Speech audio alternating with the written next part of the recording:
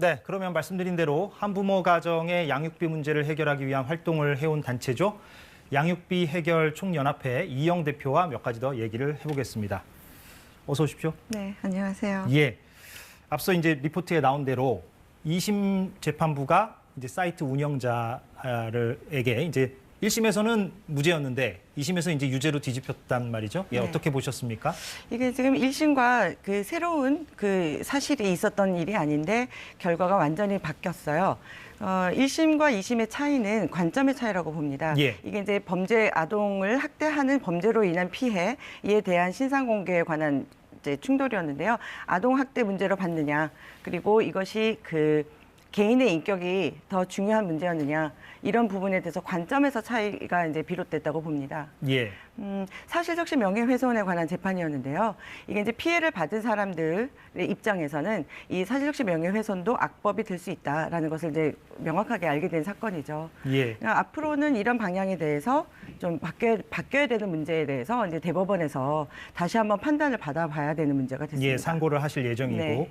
그런데 이제 지금 양육비 이행법이 시행이 돼서 일부긴 하지만 이제 명단이 공개가 됐는데 네. 그 실효성을 지금 비판적으로 보고 계신 거잖아요. 가령 네. 이제 사진이 공개가 안 되니까 실효성이 있겠는가. 근데 이런 생각도 좀 듭니다. 그러니까 법원에서 뭐 1, 2심 판단이 엇갈리긴 했습니다만 명예훼손으로 판단을 하고 있는 마당에 정부가 사진까지 공개할 수 있겠는가.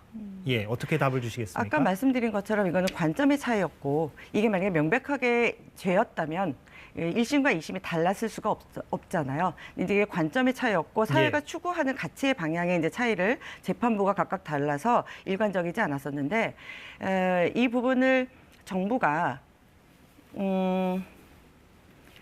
그 어떤 재판 결과 그거 하나에 따라서 이게 정부가 이제 정책을 달리한다든가 이렇게 할 일은 없을 것이고요. 결국 이 제재에 대해서 효용성이 있느냐 없느냐에 대해서 따져야 되기 때문에. 사진 공개까지 가는 게 필요하다. 네. 예, 그렇게 그러니까 보시는 특정되지 거죠? 않으면 이건 미지급일 제재 효과가 없으니까요. 예. 다른 선진국들은 좀 어떻습니까? 이제 한국보다는 확실히 좀 더 이 양육비 지급 문제에 대해서 엄격하고 처벌이 좀 강하다고 들었는데 네, 예, 굉장히 간략하게 강하죠. 좀 예, 네네. 어떻습니까? 이거를 학대 범죄로 보고 있기 때문에 예. 중범죄까지도 이른다 해서 그 징역형에 처하기도 하고요. 예. 그리고 각종 면허증이나 이런 그 출국 금지라든지 이런 그 강한 제재를 하고 있습니다. 비해서 우리는 굉장히 약한 상황에 놓여 있죠. 그러니까 뭐 면허를 취소한다든가 네. 형사처벌이라든가 이런 것들을 좀 더 강하게 하는 편인가 네, 보죠? 징역형이 그 2년에서 최장 14년까지도 처벌을 하고 있어요. 미국 얘기하시는 건가요? 미국 최장 14년인 경우에는 미국이고요. 예. 그리고 이제 대부분 OECD 그 국가들은 전부 2년에서 3년 정도의 범죄로 형사처벌을 하고 있습니다. 그렇군요. 그런데 이제 일각에서는 뭐 그런 얘기도 하는 것 같습니다. 이제 처벌이 능사가 아니지 않느냐. 그러니까 궁극적인 목적이 이제 양육비를 받아내는 것인데 그러려면은 그 사람에게 어느 정도 좀 경제적 활동을 할 수 있는 공간을 열어줘야만 궁극적으로 그 돈을 받아낼 수 있는 거 아니냐.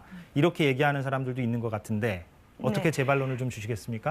지금까지는 우리나라가 그런 제약이나 제재가 전혀 없었어요. 예. 그래서 양육비 이 지급 사태가 그 미이행률이 80%에 이르렀거든요. 미이행률이, 이행하지 미이행률이 않는, 예. 80%고요. 예. 그런데 이제 해외에서는 반대의 경우에요. 이행률이 80%거든요. 그것은 경제 생활을 제약해서 양육비, 그러니까 경제 생활을 제약해서 양육비를 뭐 못 받게 된다 이런 염려를 하시는데 소득 생활을 함에도 이 소득 생활을 하는 이유가 자녀를 건강하게 키우는 데에 우선적으로 부모라면 해야 되는 상황이잖아요. 예. 지금 현재 들어와 있는 제재들은 그 소득 생활을 완전히 그 제하고 있는 것이 아니에요. 지금 그 양육비를 주지 않는 것은 본인이 소득 지출을 다 하고 나서 맨 하위에 두고 없다. 소득 생활을 제약하면 안 된다. 이런 식으로 얘기를 하고 있거든요. 후순위로 밀어두기 때문이다. 가장 그들이. 후순위로 두고 예. 있었어요. 그건 제약이 없었기 때문이거든요. 끝으로 짧게요. 예, 시간이 얼마 남지 않아서 그러면 앞으로 제도적인 보완책을 좀 한두 가지 가장 시급한 거를 좀 꼽아주신다면 어떤 게 좀 필요하다고 보십니까? 가장 시급한 건 이건 굉장히 좋은 법안이 들어가 있거든요. 근데 그거에 대한 시행령이 이거를 유도하는 데에는 굉장히 약해요. 예. 그러니까 그 시행령의 그 기준 요건이라든지 그런 부분들을 이제 좀 더 그 강력하게 좀 올려야 되고요. 그리고 그 국가 구상권 제도를 통해서 그 어려움에 처해 있는 아이들을 건강하게 성장할 수 있도록 예. 해야 되는 것이 남아 있습니다. 구상권이라 하면 정부가 먼저 지급을 하고 나중에 하고 징수하는 거예요. 그 부모에게 받아낸다. 예, 네. 말씀이시죠. 알겠습니다. 오늘 시간이 없어서 여기서 좀 마무리를 하겠습니다. 양육비 해결 총연합회 이영 대표와 얘기를 나눠봤습니다. 오늘 고맙습니다. 네, 감사합니다.